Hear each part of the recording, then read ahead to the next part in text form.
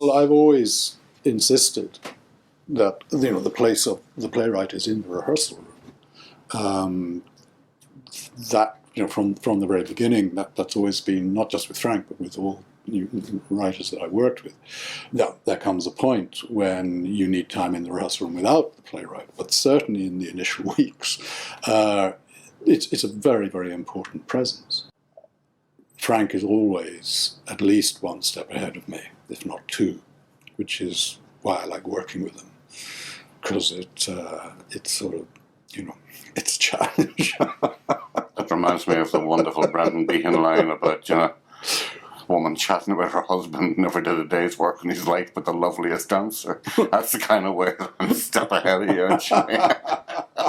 I think that, if you're very lucky, and a working relationship, is sustained, you do acquire good habits as well as bad ones.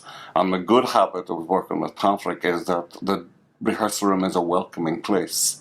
And it is so welcoming that sometimes you have to say, I now need to leave you to get on with it. But one of the great advantages of working with somebody for a long time is that, as well as knowing when to speak, you know when not to speak.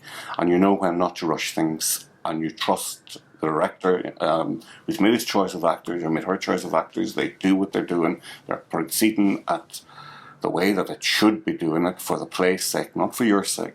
And so for that reason, knowing when to dredge the veil, knowing when to shut your mouth, is a very, very useful reminder of how you should behave to get the best out of your play. It's an awful business, for the playwright. I mean, it really is an awful business. But again, you would agree that every playwright needs to know, don't rush it. Yes. You may know how it's done. You may know as a playwright, you know how it's done. But you don't, actually. The actors know differently. And what they know is actually what's going to happen on stage and what should happen on stage. And you really have to curb your enthusiasm and, put a sock in it and call halt and let them do their job. All this is handed over. All this becomes that event between audience and actor. And that, we're all on the periphery of that, even the playwright.